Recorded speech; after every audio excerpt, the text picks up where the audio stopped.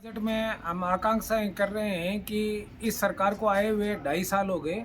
सारी अकादमियों के सारे पद हैं वो रिक्त पड़े हैं, तो उनको भरना चाहिए ताकि साहित्य पे अपनी है वो मातृभाषा, जैसे राजस्थानी भाषा है तो राजस्थानी को मान्यता के लिए वो कोई ठोस कदम उठाएं और तो बहुत ही सराहनीय होगा। और उसके साथ साथ चूरू के लिए जो बाहरी गांवों से जो कनेक्टिविटी है उसको सुगम बनाने के लिए रिंग रोड और जो चूरू शहर का और गांव देहात के जो नीची बस्ती के जो बसाउट के जो एरिया हैं वहाँ जो पानी भराव की जो समस्या है उसका निदान हो तो स्वागत योग्य होगा। चूरू में बजट के दृष्टि से देखें तो सबसे आवश्यकता चूरू मस्तूले ज़िले में शामिल है। और वैसे भी चूरू में यहाँ सबसे ज़्यादा कमी है किसी चीज़ की तो वो पानी है।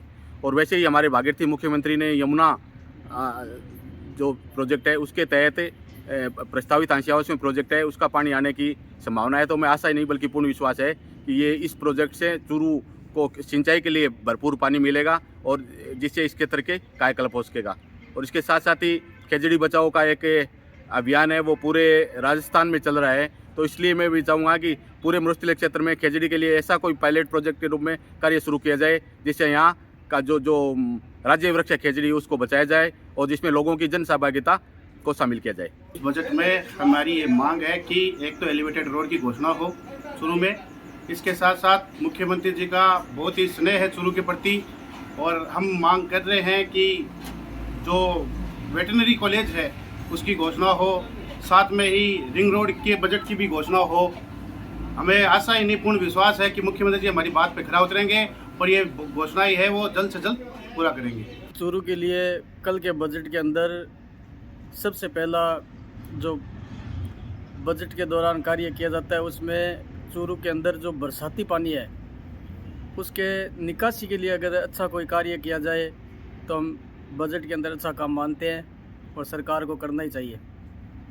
चूरू के लिए क्या फैसिलिटीज़ होनी चाहिए, क्या मिलना चाहिए? बजट से बहुत ज़्यादा उम्मीदें हैं चूरू को। चूरू एकमात्र अगर आप देखेंगे शेखावटी में झुंझुनू और सिक्कर के साथ में जिस तरह का विकास झुंझुनू और सिक्कर में हुआ है वैसा चूरू में नहीं हुआ है। तो जैसे कि मेडिकल कॉलेज की इतनी बड़ी बिल्डिंग बन गई है, लेकिन मेडिकल कॉलेज की बिल्डिंग जब तक बेमानी है जब तक यहाँ पे सुपर स्पेशलिटी नहीं डेवलप की जा सकती है। तो एक तो चूरू में कैथ लैब बननी चाहिए, सेकेंडली सुपर स्पेशलिटी में कार्डियो का जो है वो डिपार्टमेंट बनना चाहिए, न्यूरो का बनना चाहिए जो कि चूरू की ज़रूरत है। इसके अलावा अगर शहर में हम विकास की बात करें तो चारों तरफ सड़कें टूटी हुई है, बदहाल है सड़कें, तो सड़कों पर कोई विशेष बजट सरकार को देना चाहिए।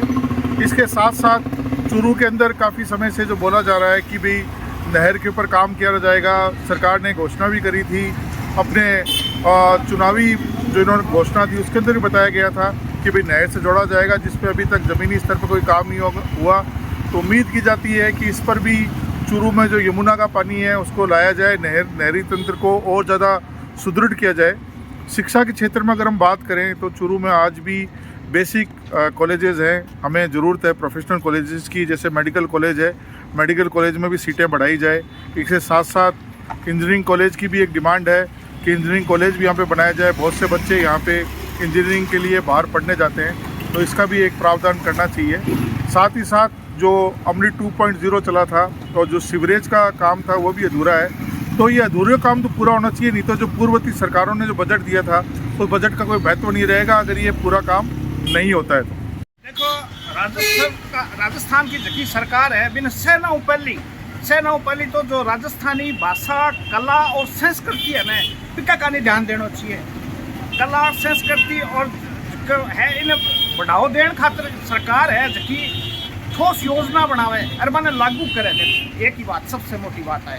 दूसरी चीज है कि केंद्र सरकार का जगह चल रहा है स्वच्छ भारत अभियान चल रही है तो बिना ढंग से हेठे चलावे सरकार, राजस्थान की सरकार। आपने चूरू की बात कर लो थे, अभी की देखो थे जो धर्म स्तूप है थे जाके देख लो वहाँ, मतलब सबसे पहली आज़ादी पहली बैठे त्रिंगो लहराइडो है, बैठे सारे इंद्रमणि पार्क है भी गली के मायने जाके देख लो, गंदगी का बदबू का क्या हाल पूरा हाल है। देखो कितनी सोचने की बात है, कम से कम नगर परिषद नहीं सोचे तो कलेक्टर ने सोचना चाहिए, मुख्यमंत्री जी है बजट के मायने प्रावधान करना चाहिए कि भाई जी कम से कम केंद्र सरकार की राज्य सरकार की योजनाओं पहले से लागू करेगी है वन तो क्रियान्वित करे को नहीं करे बजट में वो प्रावधान होना चाहिए। इस बात दूसरी चीज थाने कही दी कला संस्कृति और भाषा खातर होना चाहिए।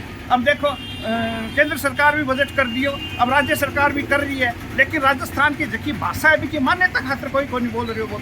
बोलो जो भाषा ही नहीं है तो फिर मतलब क्या हो बताओ। अब चलो और में छोड़ो, राजस्थान सरकार है जबकि कला और संस्कृति विभाग है, मंत्री है, सारा सब कुछ है, लेकिन राजस्थानी सिनेमा के विकास की खाली बात करे कोई मतलब को नहीं। आज तक इतना साल 2.5 साल होने लग गया सरकार ने एक फिल्म ने भी कोई अनुदान को नहीं दियो। तो मैं तो राजस्थान सरकार का मुख्यमंत्री जी और कला संस्कृति मंत्री है दिया कुमारी जी है, बस वही निवेदन करना चाहूँ कि सब पहली राजस्थानी भाषा कला संस्कृति का खातर से देखो बजट है तो वो थे थारे हिसाब से कर चुके के कहना कोई माने को नहीं, कम से कम आईटी मान लो थे ताकि बढ़िया रहा। एक बात और बताऊं, कला और संस्कृति का खातर देखो थे 10 साल से मैं देख रहा हूँ राजस्थानी भाषा को फिल्म निर्माता हूँ। अब सुंदर राज्य की सरकार ही भी टाइम कला संस्कृति मंत्री 10 लाख की घोषणा कर रखी राजस्थानी सिनेमा के फिल्माना अनुदान देने की, लेकिन को नहीं दियो पूरा। आज भी अगले चुनाव में हार गया। अब गहलोत जी की सरकार आ गई, 10 ने बढ़ा के 25 लाख कर दिया और बीटी कल्ला जी कला संस्कृति मंत्री बनाया गया। बाकी 17 फिल्म गई, 17 में से 11 ने 14 को नहीं दी। अब देख लो कल्ला जी को भी कोई नाम रेडियो को नहीं। वो तो दिया कुमारी जी ना कहना चाहूँ कि पिछले 2 जिसका कला संस्कृति मंत्री बन देख लो भाई राजस्थानी सिनेमा और कला और भाषा का सगा न्याय को नहीं करो तो भी को परिणाम में भुगत रहे हैं या न होकर थे भी बैठी लाइन में खड़े हो जाओ। ये वास्ते निवेदन है कि राजस्थानी भाषा कला संस्कृति देखो जय जय राजस्थान, जय जय राजस्थान।